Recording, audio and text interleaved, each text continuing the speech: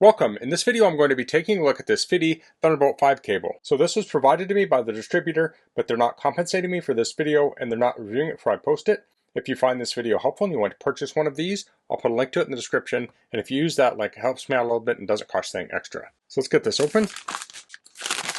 So here we have the cable, we have a manual here. This has usage here and specs. So this supports Thunderbolt 5, USB 4. It supports up to 80 gigabit per second bidirectional data transfer and up to 120 gigabits per second video bandwidth. Supports up to dual 8K or triple 4K 144 Hz displays. It supports up to 240 watt charging. It supports the PD 3.1 charging protocol. It says it's compatible with Thunderbolt 5, 4, 3, USB 4, USB 3.2, USB 2, and so on. So at the time I record this, I think this is supporting pretty much all the latest standards at the highest level. So I had some little protectors on here. I pulled those off with the zip ties off. Now this is the 4-foot model. They do have some other lengths available. So this has a little hook and loop strap on here to keep the cable together.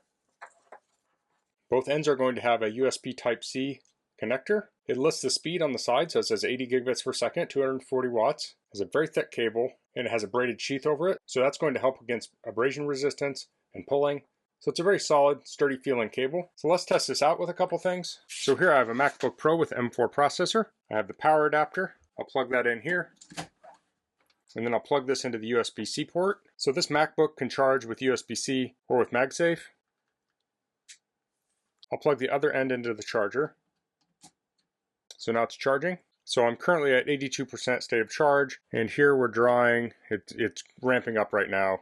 So it's jumping around pretty quick, but it's at around 70 watts. It was jumping up to around 80. Now if the battery level is lower, it will typically charge at a higher rate. And of course this is rated up to 240 watts. If you have newer hardware or future hardware that can charge at a faster rate, this can handle it. So with this same cable, we can also transfer data. So I have a Thunderbolt 4 drive here. Now the cable and my laptop both support Thunderbolt 5, so if I ever get a newer Thunderbolt 5 hard drive enclosure, this will support that.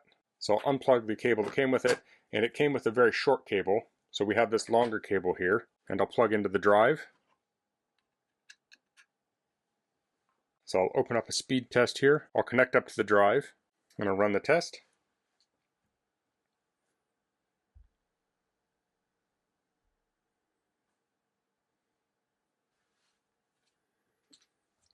So we're getting around 1235 megabytes per second write speeds, and we're getting around 2883 megabytes per second read speeds. So those are similar speeds that I'd get with the cable that came with it, but this is a longer cable. Now if we had a faster drive, we could potentially get faster speeds out of that.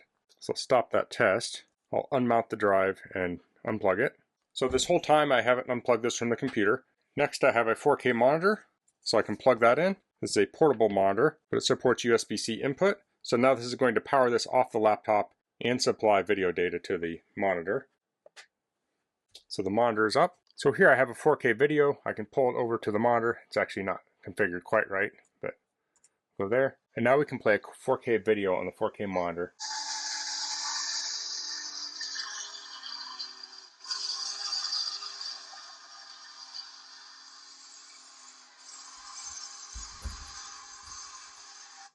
So this is a 4K UHD display, but this can support even higher resolutions or multiple displays if you have a display that can be daisy chained. So once we're done using it, I can kind of roll it back up here.